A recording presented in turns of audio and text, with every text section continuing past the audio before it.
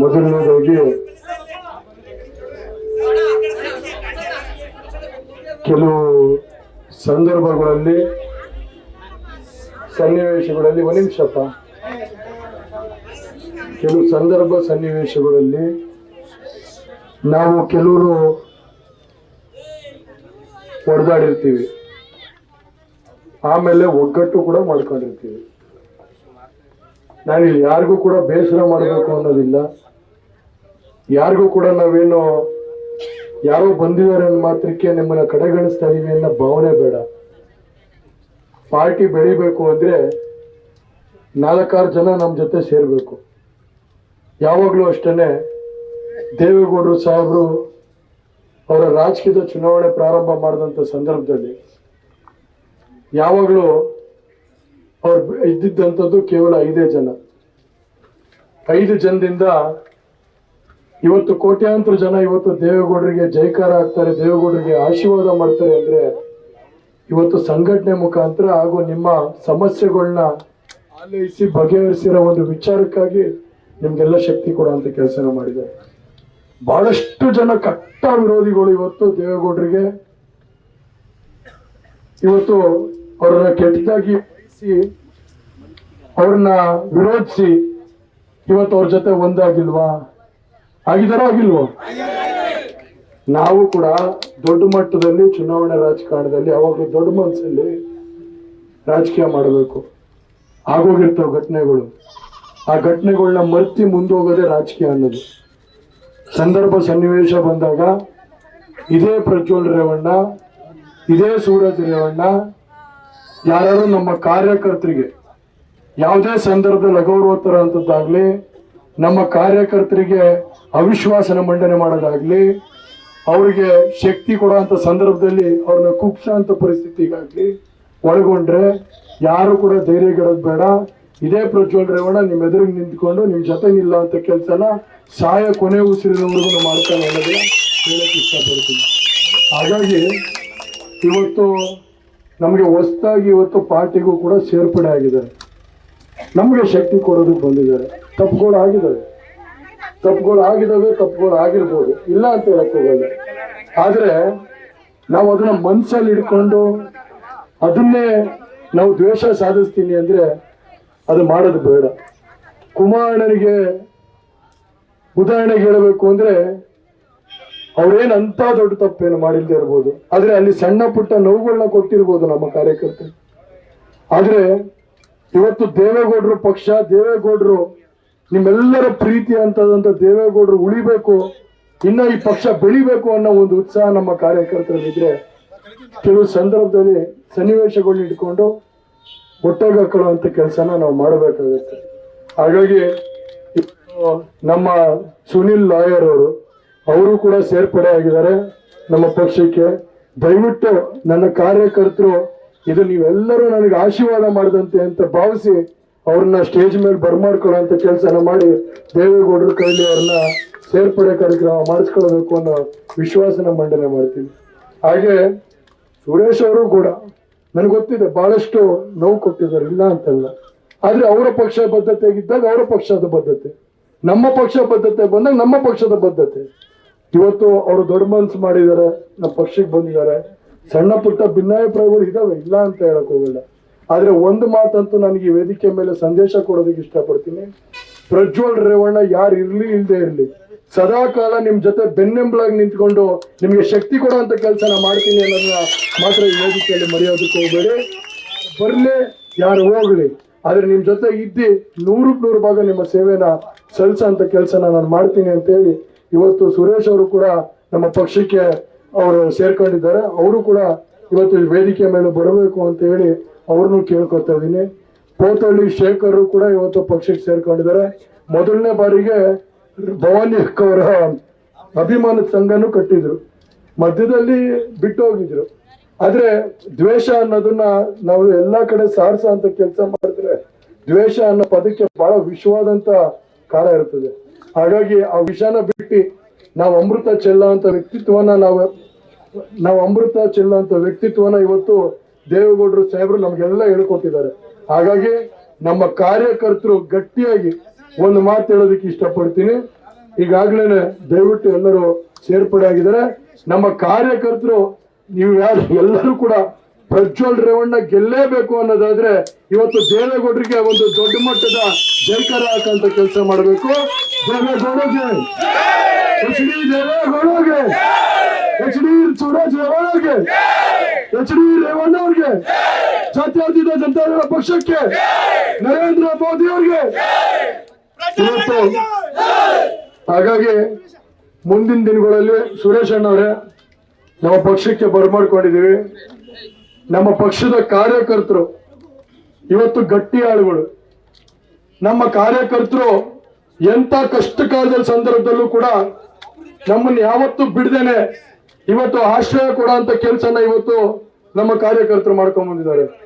ಎಂತ ಕೆಟ್ಟ ಪರಿಸ್ಥಿತಿಲೂ ಕೂಡ ನಮ್ ಜೊತೆ ನಿಂತಿ ಇವತ್ತು ಅವರು ಶಕ್ತಿ ತುಂಬಾ ಅಂತ ಕೆಲಸನ ಮಾಡಿ ಇವತ್ತು ನಮ್ ಜೊತೆ ನಿಲ್ಲ ಅಂತ ಕೆಲಸನ ಮಾಡಿದ್ದಾರೆ.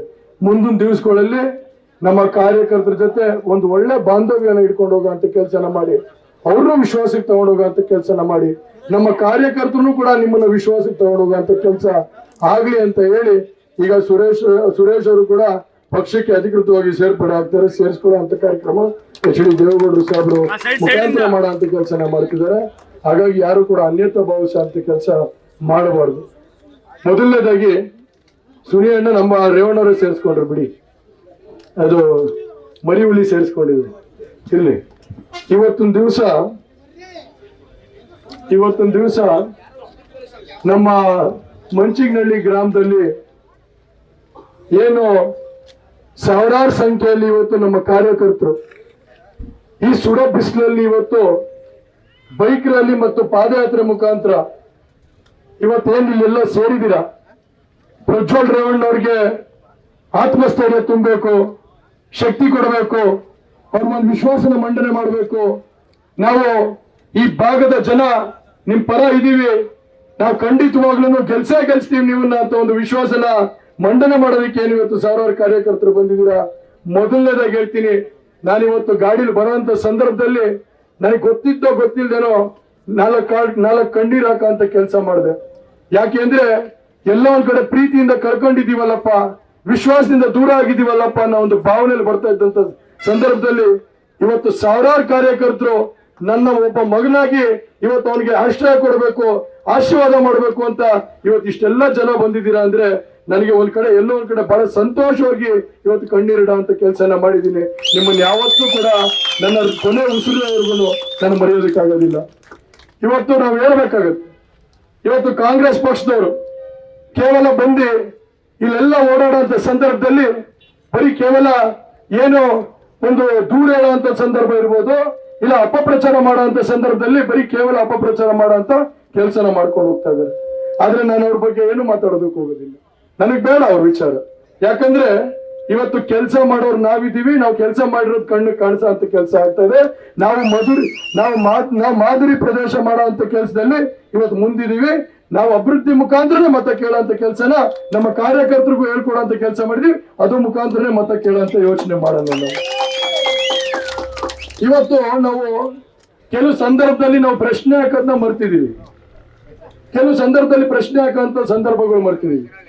ಒಂದು ವಿಡಿಯೋ ವೈರಲ್ ಆಗಿದೆ ಅಂತ ಕೇಳ್ಪಟ್ಟೆ ನಾನು. ಏನ್ ವಿಡಿಯೋ ಅಂದ್ರೆ ಮೊಸ್ಲಹಳ್ಳಿಲಿ ಒಬ್ಬ P1ಗೋ ಇಲ್ಲ ಯಾರೋ ಒಬ್ಬನಿಗೆ ಬೈತಾ ಇರೋ ವಿಡಿಯೋ ರೇವಣ್ಣ ಸಾಹೇಬ್ರು ಮಾತಾಡಿರೋದನ್ನ ವೈರಲ್ ಮಾಡಿದ್ದಾರೆ. ಯಾಕೆ ಮತ್ಗಳು ಹೇಳ್ತಾ ಇದೀನಿ ಅಂದ್ರೆ ಇವತ್ತು ನಮ್ ಜನ ಪ್ರಶ್ನೆ ಹಾಕ್ದೇನೆ ಕೇವಲ ಬರೀ ಅಪಪ್ರಚಾರಕ್ಕೆ ಕಿವಿಗೊಂಡು ಇವತ್ತು ನಾವು ರೇವಣ್ಣ ಅವ್ರ ಮೇಲೆ ಅಭಿಮಾನ ಪ್ರೀತಿನ ಸ್ವಲ್ಪ ಕಮ್ಮಿ ಮಾಡ್ಕೊಂಡಿದೀವಿ ಅಂದ್ರೆ ತಪ್ಪಾಗಲ್ಲ. ಇವತ್ತು ಯಾಕೆ ಯೋಚನೆ ಮಾಡ್ಬೇಕು ಅಂದ್ರೆ ಮೊಸ್ಲಹಳ್ಳಿಯ ಘಟನೆಗಳನ್ನ ಇವತ್ತು ನನ್ನ ತಾಯಂದಿರು ಇವತ್ತೆಲ್ಲ ಕುಳಿತಿದ್ದಾರೆ, ಅವ್ರ ಮುಂದೆ ಬಿಚ್ಚಿಡ ಅಂತ ಕೆಲಸನ ನಾನು ಮಾಡದೇ ಇದ್ರೆ ಮುಂದಿನ ದಿವಸಗಳಲ್ಲಿ ಈ ಅಪಪ್ರಚಾರಗಳು ನಿಲ್ಲಲ್ಲ ಅನ್ನೋ ಒಂದು ಭಾವನೆಯಲ್ಲಿ ಚರ್ಚೆ ಮಾಡ್ಬೇಕಾಗತ್ತೆ. ಯಾಕೆ ಬೈದ್ರು, ಯಾರನ್ನು ಕೂಡ ಬೈದ್ರು ಅನ್ನೋದು ಮಾತ್ರ ಗೊತ್ತಿದೆ, ಯಾಕೆ ಬೈದ್ರು ಅಂತ ಯಾರು ಪ್ರಶ್ನೆ ಹಾಕಲಿಲ್ಲ. ಯಾಕೆ ಬೈದ್ರು ಅಂದ್ರೆ ಇವತ್ತು ನನ್ನ ತಾಯಂದಿರು ಇವತ್ತು ಒಂದು ಹುಡುಗನ ಬೆಳೆಸಿ ಹುಟ್ಟಿ ಒಂದು ವಿದ್ಯಾಭ್ಯಾಸ ಕಳಿಸೋಂತ ಸಂದರ್ಭದಲ್ಲಿ ಹಾಸ್ಟೆಲ್ಗೆ ರೇವಣ್ಣವ್ರು ಕಟ್ಟಿರೋಂತ ಹಾಸ್ಟೆಲ್ ಕಳಿಸಿದ್ರೆ ಅಲ್ಲಿ ತಂದೆ ಸ್ಥಾನದಲ್ಲಿ ನಿಂತ್ಕೊಂಡು ರೇವಣ್ಣವ್ರು ನಮ್ಮ ಮಕ್ಕಳುಗಳನ್ನ ಕಾಪಾಡ್ತಾರೆ ಅನ್ನೋ ಒಂದು ಭಾವನೆಯಲ್ಲಿ ಇರ್ತಾರೆ. ಆದ್ರೆ ಮೊಸ್ಲೇಸಳ್ಳಿ ಹಾಸ್ಟೆಲ್ ಘಟನೆ ನಡೆದಿದ್ದೇನು ಅಂದ್ರೆ ಒಬ್ಬ ಹುಡುಗನಿಗೆ ಇನ್ನೊಬ್ಬ ಹುಡುಗ ಚಾಕು ಹಾಕಿದ್ರಿಂದ ಆ ಒಂದು ದೊಡ್ಡ ವಿಚಾರ ಆಗಿದ್ರಿಂದ ಇವತ್ತು ಅವನಿಗೆ ಒಬ್ಬ ಸರ್ಕಾರಿ ನೌಕರಿಗೆ ಭಯ ಅಂತ ಕೆಲಸ ಮಾಡಿದ್ರು. ನೀವ್ ಹೇಳಿ, ಇವಾಗ ರೇವಣ್ಣ ಸಾಹೇಬ್ರು ಬೈದಿದ್ ತಪ್ಪ? ರೇವಣ್ಣ ಸಾಹೇಬ್ರು ಬೈದಿದ್ ತಪ್ಪ? ಒಬ್ಬ ಹುಡುಗನಿಗೆ ಚಾಕು ಹಾಕೋದ್ ಮುಖಾಂತರ ಇನ್ನೊಬ್ಬಂಗೆ ಏಟು ಮಾಡಿದ್ರಲ್ಲ, ಅದನ್ನ ಖಂಡನೆ ಮಾಡಿದ್ರಲ್ಲ ರೇವಣ್ಣ ಸಾಹೇಬ್ರು, ಅದು ತಪ್ಪ? ಅದು ತಪ್ಪ? ಯಾಕಂದ್ರೆ ಇವತ್ತು ಸಾವಿರಾರು ಜನ ತಾಯಂದಿರುಗಳು ಇವತ್ತು ನಮಗೆ ಬೇರೆ ಬೇರೆ ಜಿಲ್ಲೆ, ಬೇರೆ ಬೇರೆ ರಾಜ್ಯದಿಂದ ಇವತ್ತು ನಮ್ಮ ಮಗ ಓದ್ಲಿ, ಹೊಳೆನರಸೀಪುರ ತಾಲೂಕಿನಲ್ಲಿ ನಮ್ಮ ರೇವಣ್ಣ ಸಾಹೇಬ್ರ ಮುಖಾಂತರ ಓದಿದ್ರೆ ಖಂಡಿತವಾಗ್ಲೂ ಅವನ ಆಶ್ರಯ ಕೊಡ್ತಾರೆ, ಅವ್ನಿಗೆ ಯಾವುದೇ ರೀತಿ ತೊಂದರೆ ಕೊಡಲಿಲ್ಲ ಅಂತ ಒಂದು ಭಾವನೆ ಇಟ್ಟು ಕಳಿಸ್ತಾರಲ್ಲ. ಆ ಸಂದರ್ಭದಲ್ಲಿ ರೇವಣ್ಣ ಸಾಹೇಬ್ರು ಶಾಸಕರ ಸ್ಥಾನದಲ್ಲಿ ನಿಂತು ಇವತ್ತು ಅವರ ತಂದೆ ಸ್ಥಾನದಲ್ಲಿ ನಿಂತು ಕಾಪಾಡುವಂಥದ್ದು ತಪ್ಪ ಹೇಳ್ಬೇಕಾಗತ್ತೆ. ಇವತ್ತು ಕೇವಲ ಬರೀ ನಮ್ ಮುಂದೆ ಏನ್ ಕಾಣಿಸುತ್ತೆ ಅನ್ನೋದನ್ನ ಮಾತ್ರ ನೋಡಬಾರ್ದು, ಅದರಿಂದ ಏನು ವರ್ಮ ಇದೆ ಅನ್ನೋದ್ರ ಬಗ್ಗೆ ಚಿಂತನೆ ಮಾಡಿ ಯೋಚನೆ ಮಾಡುವಂತ ಕೆಲಸ ಮಾಡಬೇಕು. ಪ್ರಶ್ನೆ ಹಾಕುವಂತ ಒಂದು ಸಂದರ್ಭಗಳನ್ನ ಸೃಷ್ಟಿ ಮಾಡ್ಕೊಳ್ಬೇಕು. ಹಾಗಾಗಿ ನಿಮ್ಮನ್ನೆಲ್ಲರನ್ನು ಕೇಳ್ತಾ ಇದ್ದೀನಿ, ರೇವಣ್ಣ ಸಾಹೇಬ್ರು ಯಾವತ್ತಾರು ಏನಾದ್ರು ಅಂದ್ರೆ ಅದಕ್ಕೆ ಸಂಪೂರ್ಣವಾದಂತ ಬಲವಾದಂತ ಕಾರಣ ಇರುತ್ತೆ. ಕಾರಣ ಇಲ್ದೇನೆ ಯಾವತ್ತೂ ಕೂಡ ರೇವಣ್ಣ ಸಾಹೇಬ್ರು ಯಾರಿಗೂ ಕೂಡ ನೋಂದಣಿ ಮಾಡೋದಂತ ಕೆಲಸನ ಮಾಡೋದಿಲ್ಲ. ಇವತ್ತು ನಾವು ಅರ್ಥೈಸ್ಕೊಳ್ಬೇಕಾಗತ್ತೆ. ಇವತ್ತು ರೇವಣ್ಣ ಸಾಹೇಬ್ರು ಸುಮಾರು ಇವತ್ತು 5ನೇ ಬಾರಿ ಶಾಸಕರಾಗಿದ್ದಾರೆ. 5ನೇ ಬಾರಿ ಶಾಸಕರಾದ್ರೂ ಕೂಡ ಒಂದೇ ಒಂದು ದಿನ ರಜಾ ತಗೊಳ್ದೇನೆ, ಒಂದೇ ಒಂದು ದಿನ ಅವರ ಸ್ವಂತ ಹೆಂಡತಿ ಮಕ್ಕಳ ಜೊತೆ ಬೇರೆ ಕಡೆ ಹೋಗ್ದೇನೆ, ಎಲ್ಲೂ ಕೂಡ ಪ್ರಪಂಚ ಸುತ್ತೇನೆ, ಇವತ್ತೆಲ್ಲೂ ಕೂಡ ರಜಾ ತಗೊಳ್ದೇನೆ, ಇವತ್ತು ಬೆಳಗ್ಗೆ ಹೋದ್ರೆ ಬೆಂಗಳೂರಿಗೆ, ಸಾಯಂಕಾಲ ಹೋದ್ರೆ ಮತ್ತೆ ವಾಪಸ್ಸು ಕ್ಷೇತ್ರಕ್ಕೆ ಬಂದು ನಮ್ಮ ಭಾಗದ ಜನರ ಕಷ್ಟನ ಸುಖನ ಕೇಳುವಂತ ಪರಿಸ್ಥಿತಿನ ನಿರ್ಮಾಣ ಮಾಡ್ಕೊಂಡಿದಾರಲ್ಲ, ಇವತ್ತು ಅಂತ ವ್ಯಕ್ತಿನ ನಾವು ಕಳ್ಕೊಳ್ಬೇಕು ಅನ್ನೋದ್ರ ಬಗ್ಗೆ ಚಿಂತನೆ ಮಾಡ್ಬೇಕಾಗುತ್ತೆ. ಇದು ನನ್ನ ಚುನಾವಣೆ ಅಲ್ಲ, ನಾನು ಹೋಗಿದ ಕಡೆ ಎಲ್ಲ ಕೂಡ ದೇಶದ ಚುನಾವಣೆ ಅಂತ ಇದೀನಿ. ಆದ್ರೆ ಈ ಭಾಗದಲ್ಲಿ ನಾನು ಹೇಳ್ತೀನಿ, ಇದು ದೇಶದ ಚುನಾವಣೆನೂ ಸರಿ, ಅದ್ರ ಜೊತೆಗೆ ಇದು ಎಚ್.ಡಿ. ರೇವಣ್ಣ ಅವರ ಗೌರವದ ಚುನಾವಣೆನೂ ಸರಿ ಅಂತ ಹೇಳುವಂತ ಕೆಲಸ ಮಾಡಬೇಕಾಗುತ್ತೆ. ಹಾಗಾಗಿ ಇವತ್ತೇನಾದ್ರು ಎಚ್.ಡಿ. ರೇವಣ್ಣ ಅವರು ಅಲ್ಪ ಸ್ವಲ್ಪ ಕೆಲಸ ಮಾಡಿ ನಿಮ್ಮ ಮನೆ ಗೆದ್ದಿದ್ರೆ, ನಿಮ್ಮ ಮನಸ್ಸು ಗೆದ್ದಿದ್ರೆ, ನಿಮ್ಮ ಭಾಗದಲ್ಲಿ ಕೆಲ್ಸಗಳಾಗಿದ್ದಿದ್ರೆ ದಯವಿಟ್ಟು ನಾನು ಕೈ ಮುಗಿದು ಕೇಳ್ಕೊತೀನಿ, ಈ ಮತ ಪ್ರಜ್ವಲ್ ರೇವಣ್ಣಗೆ ಕೊಡ್ತಾ ಇದೀರಾ ಅಂತ ಭಾವಿಸ್ಬೇಡಿ. ಇದು ಎಚ್.ಡಿ. ರೇವಣ್ಣ ಅವರ ಚುನಾವಣೆ ಅಂತ ಭಾವಿಸಿ ಎಚ್.ಡಿ. ರೇವಣ್ಣಗೆ ಕೊಡ್ತಾ ಇದೀನಿ ಅಂತ ಭಾವಿಸುವಂತ ಕೆಲಸ ಮಾಡಿ ಚುನಾವಣೆ ನಡೆಸ್ಕೊಡಿ ಅಂತ ಕೇಳ್ತೀನಿ. ಹೌದು, ಸ್ವಲ್ಪ ತಪ್ಪುಗಳಾಗಿರ್ಬೋದು. ಇಡೀ ರಾಜ್ಯದಲ್ಲಿ, ಇಡೀ ಜಿಲ್ಲೆ ನಾವು ನೋಡುವಂತ ಸಂದರ್ಭದಲ್ಲಿ ನಾನು ಕೂಡ ಒಬ್ಬ ಸಂಸದನಾಗಿ ನನಗೆ ಸಮಸ್ಯೆ ಕೇವಲ ಬರೀ ಮಂಚಿಗ್ನಹಳ್ಳಿ ಆಗ್ಲಿ, ಆಲ್ಫನ್ಸ್ ನಗರ ಆಗ್ಲಿ ಬರೋದಿಲ್ಲ. ಕೇವಲ ಬರೀ ಸಮಸ್ಯೆಗಳು ಬರೀ ಮಂಚಿಗ್ನಹಳ್ಳಿ, ಆಲ್ಫನ್ಸ್ ನಗರ ಬರೋದಿಲ್ಲ. ಇಡೀ 6,000 ಹಳ್ಳಿಯಿಂದಲೂ ನನಗೆ ಸಮಸ್ಯೆಗಳು ಬರ್ತವೆ. 371 ಪಂಚಾಯತಿಲೂ ನನಗೆ ಸಮಸ್ಯೆ ಬರೋಂತ ಕೆಲಸ ಆಗುತ್ತೆ. ಇಡೀ ಜಿಲ್ಲೆಯಲ್ಲಿ ಕೂಡ 10 ತಾಲೂಕಲ್ಲೂ ನನಗೆ ಸಮಸ್ಯೆ ಬರೋಂತ ಕೆಲಸ ಆಗುತ್ತೆ. ವಿಭಿನ್ನ ಇಲಾಖೆಗಳು, ವಿಭಿನ್ನ ಸಮಾಜಗಳು ಎಲ್ಲರೂ ಬಂದು ಒಟ್ಟಿಗೆ ಅವರ ಸಮಸ್ಯೆಗಳನ್ನ ಹೇಳ್ತಾರೆ. ಆದ್ರೆ ನೀವೆಲ್ಲರೂ ಸಮಸ್ಯೆ ಕೇಳೋದಕ್ಕೆ ನಾನು ರೇವಣ್ಣ ಅವರಿದ್ದೀವಿ, ಆದ್ರೆ ರೇವಣ್ಣ ಅವರ ಸಮಸ್ಯೆ ಕೇಳಕ್ಕೆ ಯಾರಿದ್ದಾರೆ ಸ್ವಾಮಿ? ಇವತ್ತು ನಿಜ ನೀವಿದ್ದೀರಾ, ಇಲ್ಲ ಅಂತ ಹೇಳಕ್ ಹೋಗಲ್ಲ. ನೀವು ಧೈರ್ಯವಾಗಿರೋದಕ್ಕೆ, ನೀವು ಬೆನ್ನಿಂಬಳಾಗಿರೋದಕ್ಕೆ ಇವತ್ತು ರೇವಣ್ಣ ಅವ್ರು ಗಟ್ಟಿಯಾಗಿರುವಂತ ಕೆಲಸನ ಆಗಿರುವಂತದ್ದು, ಅದನ್ನ ಉಳಿಸ್ಕೊಳ್ಳುವಂತ ಕೆಲಸ ನಮ್ಮ ಕಾರ್ಯಕರ್ತರು ಗೊತ್ತಿದೆ. ಆದ್ರೆ ಯಾಕೆ ಈ ಮಾತು ಹೇಳಿದೆ ಅಂದ್ರೆ, ಬರೀ ಕೇವಲ ಒಬ್ಬ ಸಾಮಾನ್ಯ ಒಬ್ಬ ಪ್ರಜೆ ಇದ್ರೆ ದಿನಕ್ಕೆ ಬರೀ 10 ಫೋನ್ ಮಾಡಿ ತಲೆ ಸಿಡಿತಾ ಬರುತ್ತೆ, 100 ಫೋನ್ ಮಾಡಿ ತಲೆನೋವು ಬರುತ್ತೆ, ಬರೀ 150 ಫೋನ್ ಮಾಡಿ ಫೋನ್ ಆಫ್ ಮಾಡಪ್ಪ ಮಲ್ಗೋಣ ಅನ್ಸತ್ತೆ. ಆದ್ರೆ ರೇವಣ್ಣವರು ಯಾವತ್ತಾರು ಒಂದೇ ಒಂದು ದಿನ ನಿಮ್ಮ ಫೋನ್ ಆಫ್ ಮಾಡಿ ನಿಮ್ಮ ಪರ ನಿಂತ್ಕೊಳ್ದೇನೆ ಇರೋಂತ ಪರಿಸ್ಥಿತಿ ಸಂದರ್ಭನ ಒಂದೇ ಒಂದು ನಿಮಿಷ ಜ್ಞಾಪಿಸ್ಕೊಳ್ಳುವಂತ ಕೆಲಸನ ಮಾಡಿ. ಇವತ್ತು ಚುನಾವಣೆ ಬರುತ್ತೆ ಹೋಗುತ್ತೆ, ಕೆಲವ್ರನ್ನ ನೋಡಿದೀವಿ ನಾವು. ಚುನಾವಣೆ ಬಂದಂತ ಸಂದರ್ಭದಲ್ಲಿ ಬಾಕ್ಲುಗಳು ತೆರೆದಿ ನಿಮ್ಮ ಮುಂದೆ ಬಂದು ಸೆರುಗೊಡ್ಡಿ ಕಣ್ಣೀರಿಡಂತ ಕೆಲಸನ ಮಾಡ್ತಾರೆ. ನಾನು ಕೇಳ್ತೀನಿ, ಇವತ್ತು ಬಂಧುಗಳು ಇಲ್ಲಿ ಬಂದಿದ್ದೀರಾ, ಇಲ್ಲೆಲ್ಲರನ್ನು ಕೂಡ ಇದೇ ಸಿಗರಿನಲ್ಲಿ ದೇವಸ್ಥಾನ ಗಲಾಟೆ ಆಯ್ತು. ಅವತ್ತೊಂದು ದಿವಸ ಸುಮಾರು 150 ಹೆಣ್ಮಕ್ಳುಗಳನ್ನ ಪೊಲೀಸರು ಅರೆಸ್ಟ್ ಮಾಡ್ಕೊಂಡು ಹೋಗಿ ಯಾವ ಠಾಣೆಯಲ್ಲಿ ಇಟ್ಟಿದೀವಿ ಅಂತ ಹೇಳಲಿಲ್ಲ ನಮಗೆ. ಯಾವ ಪೊಲೀಸರು ಎತ್ಕೊಂಡು ಹೋದ್ರು ಹೆಣ್ಮಕ್ಳನ್ನ ಬಟ್ಟೆ ಬಿಚ್ಚಿ ಹೊಡಿಯೋ ಅಂತ ಕೆಲಸನ ಮಾಡಿದ್ರು ಹೆಣ್ಮಕ್ಳಿಗೆ. ಅವತ್ತೊಂದು ದಿವಸ ಅವ್ರ ಕಣ್ಣೀರ್ ಇಡ್ತಾ ಇದ್ದಂತ ಹೆಣ್ಮಕ್ಳುಗಳಿಗೆ ಕಣ್ಣೀರ್ ಒರ್ಸಕ್ಕೆ ಯಾರು ಬಂದ್ರು? ಇದೇ ನಮ್ಮ ವಿರೋಧ ಪಕ್ಷದ ನಾಯಕರು, ವಿರೋಧ ಪಕ್ಷದಲ್ಲಿ ಇವತ್ತು ಏನು ಆಪೋಸಿಟ್ ಕ್ಯಾಂಡಿಡೇಟ್ ನಿಂತಿದಾರಲ್ಲ, ಅವತ್ತಿರ್ಲಿಲ್ವಾ ಅವರು? ಅವ್ರ ತಾಯಿ ಇರ್ಲಿಲ್ವಾ? ನಮ್ಮ ಜನ ಕಣ್ಣೀರಿಡುವಂತ ಪರಿಸ್ಥಿತಿ ಸಂದರ್ಭದಲ್ಲಿ ಇವ್ರು ಕಣ್ಣೀರ್ ಒರ್ಸೋದಕ್ಕೆ ಬರೋದಿಲ್ಲ. ಆದ್ರೆ ಅವ್ರ ಕಣ್ಣೀರಿಟ್ಟಾಗ ಮಾತ್ರ ನಾವ್ ಯಾಕ್ರಿ ಓಟ್ ಕೊಡ್ಬೇಕು ಅವ್ರಿಗೆ? ಯಾಕೆ ಕೊಡ್ಬೇಕು? 365 ದಿನ ಒಂದೇ ಒಂದು ದಿನ ರಜಾ ತಗೊಳ್ದೇನೆ ಅವತ್ತೊಂದು ದಿವಸ ಹೆಣ್ಮಕ್ಳು ಕಣ್ಣೀರಿಡುವಂತ ಪರಿಸ್ಥಿತಿ ಇದ್ದಂತ ಸಂದರ್ಭದಲ್ಲಿ ಸಿಗ್ರಿನಹಳ್ಳಿ ಅವ್ರಿಗೆ ಧೈರ್ಯ ತುಂಬಾ ಅಂತ ಕೆಲಸನ ಮಾಡಿ ಅವತ್ತು ನೀವು ಕಣ್ಣೀರ್ ಇಡಬೇಡಿ, ನಮ್ಗೆ ನಿಜವಾಗ್ಲೂ ನೋವಾಗಂತ ಕೆಲಸ ಆಗುತ್ತೆ, ನಿಮ್ಮೆಲ್ಲರ ಆಶೀರ್ವಾದ ಬೇಕು ಅಂತ ಹೇಳಿ ಇವತ್ತು 150 ಜನಕ್ಕೂ ಲಾಯರ್ ಇಡಂತ ಕೆಲಸನ ಮಾಡಿ ಆ ವೆಚ್ಚನ ನಾವೇ ವಹಿಸ್ಕೊಂಡಿದೀವಲ್ಲ. ಇವತ್ತು ನಾವು ಮಾಡಿರೋ ಕೆಲಸನ ಒಪ್ಬೇಕೋ ಬೇಡವಾ ನೀವು?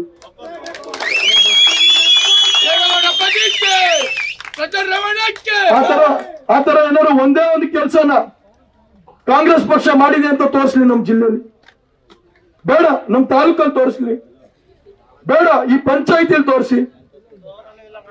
ಇವತ್ತು ಕೇವಲ ಕಾಂಗ್ರೆಸ್ ಪಕ್ಷ ಯಾಕ್ರಿ ಕಾಂಗ್ರೆಸ್ ಪಕ್ಷ ಏನ್ ಮಾಡಿದೆ? ಕಾಂಗ್ರೆಸ್ ಪಕ್ಷ ಏನ್ ಮಾಡಿದೆ? ತಪ್ಪು ತಿಳಿಯಕ್ ಹೋಗ್ಬೇಡಿ ಒಂದ್ ನಿಮಿಷ. ಕಾಂಗ್ರೆಸ್ ಪಕ್ಷ ಏನ್ ಮಾಡಿದೆ? ನಾವು ಅಯೋಗ್ಯರೇನು, ನಮ್ ಕೈ ಕೆಲಸ ಮಾಡಕ್ಕಾಗಿಲ್ಲ, ನಮ್ ಕೈಲಾದಷ್ಟು ಕೆಲಸ ಮಾಡಿದೀವಿ. ನಾನು ಕ್ಷಮಾಪಣೆ ಕೇಳ್ತೀನಿ ನಿಮ್ಮ ಹತ್ರ. ಎಲ್ಲ ಸ್ವಲ್ಪ ತಪ್ಪುಗಳಾಗಿರ್ಬೋದು, ನಮ್ ಕೈ ಕೆಲಸ ಮಾಡಕ್ಕಾಗಿಲ್ಲ ಅಂತ ಹೇಳಿ ರೇವಣ್ಣ ಸಾಹೇಬ್ರಿಗೆ ಇವತ್ತು ಒಂದ್ ಮಟ್ಟಕ್ಕೆ ಹಿನ್ನಡೆ ಕೊಟ್ಟಿದ್ದೀರಾ. ತಪ್ಪು ತಿಳಿಯಕ್ ಹೋಗೋದಿಲ್ಲ, ಬೇಜಾರು ಮಾಡ್ಕೊಳ್ಳೋದಿಲ್ಲ. ಆದ್ರೆ ಒಂದ್ ಮಾತು ಕೇಳಕ್ ಇಷ್ಟಪಡ್ತೀನಿ, ಈ 11 ತಿಂಗಳು ಕೇವಲ ವರ್ಷಾಡಿದ್ ಬಿಟ್ರೆ ಏನಾದ್ರು ಒಂದೇ ಒಂದು ಅಭಿವೃದ್ಧಿ ಕೆಲಸ ಮಾಡಿದ್ರು ಅವರು? ಒಂದೇ ₹1 ಅನುದಾನ ತಗೊಬಂದು ಈ ಒಂದು ಗ್ರಾಮದಲ್ಲಿ ರಸ್ತೆ ಮಾಡಿಸ್ದೆ, ಚರಂಡಿ ಮಾಡಿಸ್ದೆ ಅಂತ ಏನಾದ್ರು ಒಂದು ಪದ ಬಳಕೆ ಆಗ್ತಿದ್ಯಾ? ಇಲ್ಲ, ಬೇಡಪ್ಪ, ಬೇಡ ರೀ, ನಮ್ಗೆ ಅಷ್ಟೊಂದು ದೊಡ್ಡ ವಿಚಾರ, ದೊಡ್ಡ ಕೆಲಸಗಳು ಬೇಡ ಸ್ವಾಮಿ, ಬೇಡ ಒಳ್ಳೇದಾಗ್ಲಿ. ಒಂದೇ ಒಂದು ಮನೆ ಕೊಡ್ಸಿದಾರ ಯಾರಿಗಾರು? ಒಂದೇ ಒಂದು ಪಂಚಾಯತಿನ ಕೊಟ್ಟಿಗೆ ಕೊಡ್ಸಿದಾರ? ಇವತ್ತು ಅವ್ರದೇ ಪಕ್ಷ ಅಧಿಕಾರಕ್ಕಿದೆ, ಇವತ್ತು ರೈತರುಗಳು ನರಳ ಪರಿಸ್ಥಿತಿ ಇದ್ದಾರೆ, ಇವತ್ತು ನರಳ್ತಾ ಇದ್ದಾರೆ. ಇವತ್ತು ರೇವಣ್ಣ ಸಾಹೇಬರು ಇಂಧನ ಸಚಿವರಿದ್ದಂತ ಸಂದರ್ಭದಲ್ಲಿ ಕೇವಲ ₹5,000 25 kb TCನ ಕೊಡೋ ಅಂತ ಕೆಲಸನ ಮಾಡಿದ್ರು. ಬಿಜೆಪಿ ಸರ್ಕಾರದಲ್ಲಿ ₹25,000 3 ಜನಕ್ಕೆ TC ಕೊಡೋ ಅಂತ ಕೆಲಸನ ಮಾಡಿದ್ರು. ಆದ್ರೆ ಸೆಪ್ಟೆಂಬರ್ 22ನೇ ತಾರೀಕಿಂದ ಹೊಸ ಆದೇಶ ಏನ್ ಹೇಳುತ್ತೆ? TCಗೂ ದುಡ್ಡು ನೀವೇ ಕಟ್ಟಬೇಕು, ಬೋರ್ವೆಲ್ಗೂ ನೀವೇ ದುಡ್ಡು ಕಟ್ಟಬೇಕು.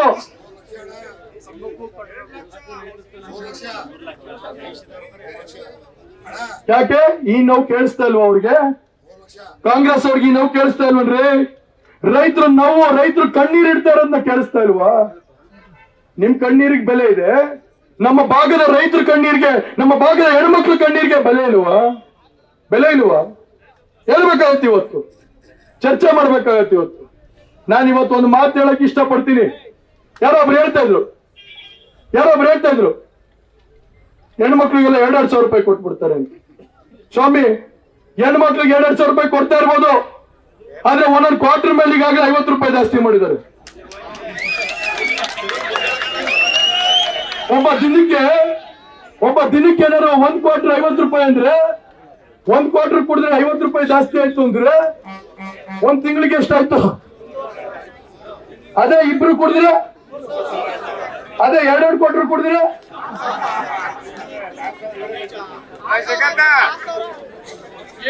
ಹೆಣ್ಮಕ್ಳಿಗೇನು ಬಿಟ್ಟಿ ಭಾಗ್ಯ ಕೊಡ್ತಾರ ಸ್ವಾಮಿ?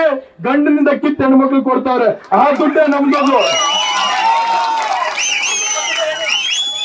ಹೆಣ್ಮಕ್ಳು ಮುಂದಿನ ದಿವಸಗಳಲ್ಲಿ ಬಂದು ಕೇಳಿದ್ರೆ ನಮ್ ದುಡ್ಡೇ ನೀವು ತಗೋತಾ ಇದೀರಾ, ಅದನ್ನ ಜಪ್ತಿ ಮಾಡಿ ಓಟ್ ಕೇಳಿ ಅನ್ನಿ. ಅದು ಇವತ್ತು ಬೇಕಾಗಿರೋ ಅಂತ ಚುನಾವಣೆ ರಾಜಕೀಯದಲ್ಲಿ. ಹಾಗಾಗಿ ನಾವು ಅರ್ಥ ಮಾಡ್ಕೊಳ್ಬೇಕಾಗ್ತದೆ. ಇವತ್ತೇನಾದ್ರು ಉಚಿತವಾಗಿ ಎಲ್ಲಾ ವರ್ಗಗಳಿಗೆ ಉಚಿತವಾಗಿ ಏನೋ ಹೇಳ್ತಾ ಇದ್ರು ನಮ್ಮ ಮೊನ್ನೆ ಮುಖ್ಯಮಂತ್ರಿ ಅವರು. ಸೂರಜ್ ನಿಮ್ಗೂ ಫ್ರೀ, ಮಂಜಣ್ಣವರೇ ನಿಮ್ಗೂ ಫ್ರೀ, ಎಲ್ಲರಿಗೂ ಫ್ರೀ ಅನ್ಬಿಟ್ಟು ಇವತ್ತು ಎಲ್ಲರಿಗೂ ಚೊಂಬಿಡ ಅಂತ ಕೆಲಸನ ಮಾಡಿ ಇವತ್ತು ಫ್ರೀ ಅಂತ ಅಂದ್ರು. ಏನಾದ್ರು ಇವತ್ತು ಎಲ್ಲಾ ವರ್ಗಗಳಿಗೆ ಇವತ್ತು ಫ್ರೀ ಕೊಡುವಂತ ಕೆಲಸ ಏನಾದ್ರು ಸಿದ್ದರಾಮಣ್ಣವ್ರು ಮಾಡಿದ್ರೆ ಅದು ಕೇವಲ ಬರಗಾಲ ಮಾತ್ರ ಅಂತ ಹೇಳ್ಬೇಕಾಗುತ್ತೆ, ಒಂದು ಏನು ಫ್ರೀ ಕೊಟ್ಟಿಲ್ಲ ಅಂತ ಹೇಳ್ಬೇಕಾಗುತ್ತೆ. ಹಾಗಾಗಿ ನಾವ್ ಅರ್ಥ ಮಾಡ್ಕೊಳ್ಬೇಕು, ಇವತ್ತು ಯಾರು ದುಡಿತಾರೆ ನಿಮ್ ಜೊತೆ. ಇವತ್ತು ನಾವ್ ಈ ಪರಿಸ್ಥಿತಿ ನೋಡಿದೀವಿ, ನೊಂದ್ಕೊಂಡು ಮಾತಾಡ್ತಿದ್ರು. 91ನೇ ವಯಸ್ಸಲ್ಲಿ ಇವತ್ತು ದೇವೇಗೌಡರು ಸಾಹೇಬರು ಎಷ್ಟು ಮಟ್ಟಕ್ಕೆ ಇವತ್ತು ರೈತರ ಬಗ್ಗೆ ಕಾಳಜಿ ಇಟ್ಟಿದ್ದಾರೆ ಅನ್ನೋದ್ರ ಬಗ್ಗೆ ಚಿಂತನೆ ಮಾಡ್ಬೇಕಾದ್ರೆ. ಯಾಕೆ ಮಾತಾಡ್ತಾ ಇದ್ದೀನಿ ಅಂದ್ರೆ ಇವತ್ತು ಅರ್ಥೈಸ್ಕೊಳ್ಬೇಕು. ಅಲ್ಲಿ ಚಾನಲ್ ಅಲ್ಲಿ ನೀರು ಹರಿತಾ ಹೋಗ್ತಾ ಇದ್ರೆ ಈ ಕಡೆ ಎಲ್ಲಾ ಕೆರೆಗಳು ಬತ್ತೋಗುವಂತ ಪರಿಸ್ಥಿತಿ ಇದೆ, ಅಂತರ್ಜಲಗಳು ಬತ್ತೋಗುವಂತ ಪರಿಸ್ಥಿತಿ ಇದೆ. ಇವತ್ತು ರೈತರುಗಳು ನೀರಿಲ್ಲ, ಕರೆಂಟ್ ಇಲ್ಲ ಅನ್ನೋ ಒಂದು ಕೂಗ್ಗಳನ್ನ ಕೇಳಿಸ್ತಾ ಇದಾರೆ, ಕಣ್ಣೀರಿಡುವಂತ ಪರಿಸ್ಥಿತಿ ಇದೆ. ಒಂದು ಸೌಜನ್ಯಕ್ಕಾದ್ರೂ ನಿಮ್ಮ ಸಮಸ್ಯೆ ಏನು ಅಂತ ಯಾವ್ದಾದ್ರು ಮಂತ್ರಿ ಬಂದು ಕೇಳಿದ್ರೆ ಈ ಭಾಗದ ಮಂತ್ರಿಗಳು ಯಾರು ಕೇಳಲಿಲ್ಲ. ಇವತ್ತು ಕೇವಲ ಹೆಸರು ತುಮಕೂರು, ನೀರರಿಸಿದ್ದು ತಮಿಳ್ನಾಡಿಗೆ. ಯಾಕೆ ತಮಿಳ್ನಾಡಿಗೆ ಹರಿಸಿದ್ರಿ? ಯಾಕೆ ತಮಿಳ್ನಾಡಿಗೆ ಹರಿಸಿದ್ರಿ? ನಮ್ಮ ರೈತರು ಯಾರು ಕೂಡ ತುಮಕೂರು ಜಿಲ್ಲೆಗೆ ನೀರು ಕೊಡಬೇಡಿ ಅಂತ ಎಲ್ಲೂ ಹೇಳಲಿಲ್ಲ. ನಮ್ಮ ಪ್ರತಿನಿಧಿಗಳು ಯಾರು ಹೇಳಲಿಲ್ಲ. ಅವರು ನಮ್ಮ ತರ ರೈತರೇ, ಅವ್ರಿಗೆ ನೀರು ಹರಿಸಿ ಅಂತ ನಾವೇ ಗಟ್ಟಿ ಧ್ವನಿಯಲ್ಲಿ ಹೇಳಿದೀವಿ. ಆದ್ರೆ ಅವ್ರಿಗೆ ನೀರು ಹರಿಸಬೇಕಾದ್ರೆ ನಮಗೂ ಒಂದು ಕರುಣೆ ತೋರ್ಸಂತ ಕೆಲಸ ಮಾಡಿ ನಮ್ಮ ನದಿಗಳನ್ನ ನೀರು ತುಂಬಿಸಿ, ಕೇವಲ ನಮಗೋಸ್ಕರ ಅಲ್ಲ ನಮ್ಮ ದನ ಕರುಗಳಿಗೆ ಕುಡಿಯೋಕೆ ನೀರು ತುಂಬಿಸಿ ಅಂತ ಕೇಳಿದ್ರೆ 144ನೇ ಕ್ರಮಸಭೆ ಅರ್ಜಿನ ಜಾರಿಗೆ ತಗೊಬಂದು 144ನ ಜಾರಿಗೆ ತಗೋಬರಂತ ಕೆಲಸನ ಮಾಡಿ ಸುಮಾರು 500ಕ್ಕೂ ಹೆಚ್ಚು ಪೊಲೀಸ್ಗಳನ್ನ ಚಾನಲ್ ಅಲ್ಲಿ ನಿಲ್ಸಂತ ಕೆಲಸನ ಮಾಡಿ ಇವತ್ತು ಕದ್ಯ ಮುಖಾಂತರ ನೀರನ್ನ ತಗೊಂಡು ಹೋಗ್ತಾರಲ್ಲ, ಇದು ಎಷ್ಟು ಮಟ್ಟಕ್ಕೆ ನ್ಯಾಯ ಅಂತ ಕೇಳಬೇಕಾಗುತ್ತಲ್ವಾ? ಕೇಳಬೇಕೋ ಬೇಡವಾ? ಇವತ್ತು ರೇವಣ್ಣ ಸಾಹೇಬ್ರು ಇರ್ಲಿಲ್ಲ ಅಂದಿದ್ರೆ ಈ ಭಾಗದಲ್ಲಿ ಇವತ್ತು ಬಹಳಷ್ಟು ಕೆರೆಗಳನ್ನ ನೀರು ತುಂಬಿಸೋಂತ ಕೆಲಸನ ರೇವಣ್ಣ ಸಾಹೇಬ್ರು ಶ್ರಮ ವಹಿಸಿ ಮಾಡೋಂತ ಕೆಲಸನ ಮಾಡಿದರು. ಸ್ವಲ್ಪ ಬಾಕಿ ಇದೆ. ಆದ್ರೆ ಒಂದು ಮಾತು ಹೇಳ್ತೀನಿ, ರೇವಣ್ಣ ಸಾಹೇಬ್ರಿಗೆ ಎಷ್ಟು ಗಟ್ಟಿಯಾಗಿ ನೀವಿಂದ ನಿಂತ್ಕೋತೀರಾ ಅಷ್ಟೇ ಗಟ್ಟಿಯಾಗಿ ನಾವು ದಂಡಿನಹಳ್ಳಿ ಹೋಬಳಿ ಭಾಗದ ಜನಕ್ಕೆ ಪರವಾಗಿ ನಿಲ್ಲುವಂತ ಕೆಲಸನ ಮಾಡೇ ಮಾಡ್ತೀವಿ ಅಂತ ಹೇಳಕ್ ಇಷ್ಟಪಡ್ತೀನಿ. ಯಾವಾಗ ಹೇಳ್ತಾ ಇರ್ತಾರೆ ದೇವೇಗೌಡರು ಸಾಹೇಬ್ರು, ಯಾವಾಗ ಹೇಳ್ತಾ ಇರ್ತಾರೆ ನನ್ಗೇನಾದ್ರು ಒಂದು ಪುನರ್ಜೀವನ ಕೊಟ್ಟಿದ್ರೆ, ನನ್ನ ರಾಜಕೀಯದಲ್ಲಿ ಒಂದು ಶಕ್ತಿ ಕೊಟ್ಟಿದ್ರೆ ಇವತ್ತು ಅದು ದಂಡಿನಹಳ್ಳಿ ಭಾಗದ ರೈತರುಗಳು, ದಂಡಿನಹಳ್ಳಿ ಭಾಗದ ಜನ ಅಂತ ಹೇಳ್ತಾ ಇರ್ತಾರೆ. ಇವತ್ತು ಒಂದು ಮೊಮ್ಮಗನಾಗಿ ಬಂದು ನಾನು ನಿಮ್ಮ ಹತ್ರ ಕೇಳ್ತಾ ಇದ್ದೀನಿ, ನಿಮ್ಮ ಹತ್ರ ವಿಶ್ವಾಸದಿಂದ ಮಂಡಿ ಊರಿ ನಿಮ್ಮ ಹತ್ರ ಕೈ ಬೇಡಿಕೆ ಮಾಡ್ತಾ ಇದ್ದೀನಿ. ದಯವಿಟ್ಟು ರೇವಣ್ಣ ಸಾಹೇಬ್ರಿಗೆ ನನ್ನ ಚುನಾವಣೆ ಮುಖಾಂತರ ರೇವಣ್ಣ ಸಾಹೇಬ್ರು ಕಣ್ಣೀರನ್ನ ಒರೆಸುವಂತ ಕೆಲಸನ ಮಾಡಿ ರೇವಣ್ಣ ಸಾಹೇಬ್ರಿಗೆ ಶಕ್ತಿ ತುಂಬುವಂತ ಕೆಲಸನ ಮಾಡಬೇಕು ಅಂದ್ರೆ ಇವತ್ತು ದಂಡಿನಹಳ್ಳಿ ಭಾಗದಲ್ಲಿ ಸುಮಾರು 6,000ಕ್ಕೂ ಹೆಚ್ಚು ಲೀಡ್ ಕೊಡ್ತೀವಿ ಅಂತ ಇವತ್ತು ಸಂಕಲ್ಪ ಕಟ್ಟುವಂತ ಕೆಲಸನ ನಾವು ಮಾಡಬೇಕಾಗುತ್ತೆ. ಹಾಗಾಗಿ ಇವತ್ತು ದೇಶಕ್ಕೋಸ್ಕರ ಚುನಾವಣೆ ಮನೆ ಮನೆಗೆ ನಿಮ್ಗೆಲ್ಲರಿಗೂ ಕೂಡ ಗಂಗೆ ಕೊಡೋ ಮುಖಾಂತರ ಇವತ್ತು ಪೈಪ್ ಲೈನ್ ನಡೆಸಿ ಸುಮಾರು 4,907 ಕೋಟಿ ರೂಪಾಯಿನ ದನ ತರ ಅಂತ ಕೆಲಸ ಮಾಡಿದ್ದೀನಿ. ನಾನು ಕೆಲಸದ ಹೇಳಬಲ್ಲೆ, ನಾನು ಏನೇನು ಕೆಲಸ ಮಾಡಿದ್ದೀನಿ ಅಂತ ಅರ್ಧ ಗಂಟೆ ಹೇಳಬಲ್ಲೆ. ಶಾಂತಿಗ್ರಾಮದಿಂದ ಉಳಿಯಾರ ರಸ್ತೆ ಮಾಡಿಸಿದ್ದೀನಿ, ಆಗ್ಲೇ ಕೆಲಸ ನಡೆಯುವಂತ ಕೆಲಸ ಆಗ್ತಿದೆ. ಪ್ಯಾಕೇಜ್ ನಂಬರ್ 2 ಬೇಲೂರಿಂದ ಹಾಸನಕ್ಕೆ ತರ ಅಂತ ರಸ್ತೆ ಮಾಡಿದ್ದೀನಿ. ಹಾಸನಿಂದ ದೊಡ್ಡಹಳ್ಳಿಗೆ ರಸ್ತೆ ಮಾಡಿಸಿದ್ದೀನಿ. ದೊಡ್ಡಹಳ್ಳಿಯಿಂದ ಬೀಳ್ಕೆರೆಗೆ ಮಾಡುವಂತ ರಸ್ತೆ ಈಗಾಗಲೇ ಪ್ರಾರಂಭ ಮಾಡಿಸ್ತಾ ಇದ್ದೀನಿ. ಬಹಳಷ್ಟು ಕೆಲಸಗಳನ್ನ ಮಾಡಿದ್ದೀನಿ. ಕೆಲಸದ ಬಗ್ಗೆ ಚರ್ಚೆ ಮಾಡೋದು ಬೇಡ, ಕೆಲಸದಲ್ಲಿ ಅವರು ನಮಗೆ ಸಾಟಿ ಇಲ್ಲ.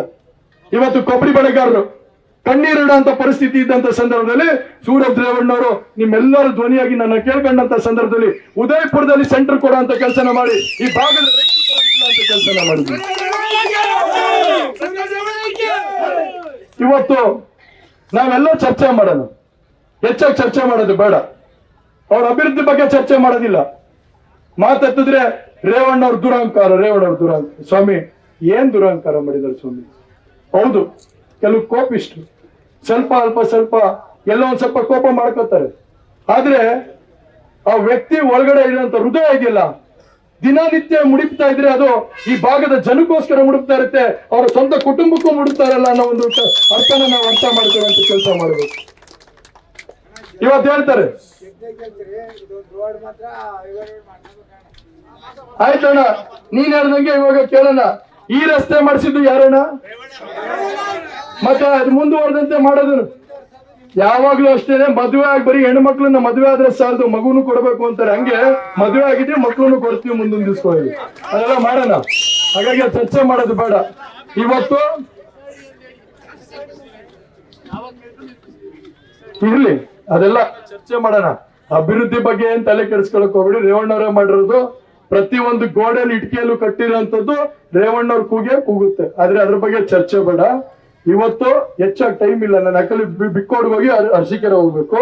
ಹಾಗಾಗಿ ದೊಡ್ಡವ್ರ ಜೊತೆ ಕಾರ್ಯಕ್ರಮ ಮಾಡ್ಬೇಕು.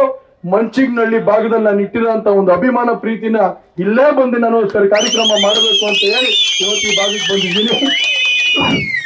ಹಾಗಾಗಿ ಮೂಡ್ಲಿಪ್ಪೆಗೂ ಹೋಗಕ್ಕಾಗ್ಲಿಲ್ಲ, ದಯವಿಟ್ಟು ಕ್ಷಮಿಸ್ಬೇಕು. ನಾನು ನಮ್ಮ ಇವ್ರನ್ನ ಕೇಳ್ಕೊತೀನಿ, ಮಂಜಣ್ಣ ಮಣಿಕಣ್ಣನ, ದಯವಿಟ್ಟು ಕ್ಷಮಿಸ್ಬೇಕು. ನಾನು ಚಿಕ್ಕ ಹುಡುಗ ಇದ್ದಾಗ ಎತ್ತಾಡಿ ಕುಣ್ಸಾಡಿ ಕಟ್ಟೆ ಮೇಲೆ ಹತ್ಸಿ ಭಾಷಣ ಮಾಡ್ತಿದ್ದಾರೆ. ಹಾಗಾಗಿ ಯಾರನ್ನೂ ಮರೆಯೋದಕ್ಕೆ ಹೋಗಲ್ಲ. ಎಲ್ಲ ಹಿರಿಯರು ಇಲ್ಲಿ ಕುಳಿತಿದ್ದಾರೆ, ನಾನು ಯಾರನ್ನೂ ಮರೆಯೋದಕ್ಕೆ ಹೋಗಲ್ಲ. ಇವತ್ತು ನಾನು ಒಂದೇ ಒಂದು ಮಾತು ಕೇಳೋದು, ನಾನು ಯಾರೋ ಕೇಳ್ತಾ ಇದ್ರು, ಏನ್ ಕೇಳ್ತಾ ಇದ್ರು ಅಂದ್ರೆ, ಅಣ್ಣ ಬಿಜೆಪಿ ಚಿಹ್ನೆ ಇರುತ್ತಾ ಇಲ್ಲ JDS ಚಿಹ್ನೆ ಇರುತ್ತಾ ಅಂತ. ಯಾರು ಅನ್ಯತಾ ಭಾವಿಸಕ್ ಹೋಗ್ಬೇಡಿ, JDS ಚಿಹ್ನೆನೇ ಇರುತ್ತೆ. ತನೆ ಹೊತ್ತ ಮಹಿಳೆ ಗುರುತು ಕ್ರಮ ಸಂಖ್ಯೆ 2. ಇದಕ್ಕೆ ಕನ್ಫ್ಯೂಷನ್ ಆಗ್ಬಾರ್ದು ಅಂತ ಹೊಸ ತಂತ್ರನ ಹುಡುಕಿದೀವಿ. ಈಗ ಹೊಸ ತಂತ್ರ ಏನು ಅಂದ್ರೆ, ನಮ್ಮ ತನೆ ಹೊತ್ತ ಮಹಿಳೆಗೆ ಹೆಸರಿಟ್ಟಿರ್ಲಿಲ್ಲ, ಈಗ ನಿನ್ನೆಯಿಂದ ಹೊಸ ನಾಮಕರಣ ಮಾಡಿದೀವಿ. ಮಹಿಳೆ ಹೆಸರು ಕಮಲ ಅಂತ. ಹಾಗಾಗಿ ತನೆ ಹೊತ್ತ ಮಹಿಳೆ ಹೆಸರು ಕಮಲಕ್ಕೆ, ತನೆ ಹೊತ್ತ ಮಹಿಳೆ ಗುರುತಿಗೆ ಕ್ರಮ ಸಂಖ್ಯೆ 2ಕ್ಕೆ ನಿಮ್ಮ ಮತ ಚಲಾವಣೆ ಆಗಬೇಕು. ಎಲ್ಲರೂ ಈ ಭಾಗದಲ್ಲಿ ಬಂದಿರೋಂಥವ್ರು, ನಿಮ್ಮೆಲ್ಲರ ಶಕ್ತಿ ನನಗೆ ಗೊತ್ತಿದೆ. ಯಾಕಂದ್ರೆ ನನ್ನ ಮುಖಗಳನ್ನ ನೋಡ್ತಾ ಇದ್ದೀನಿ.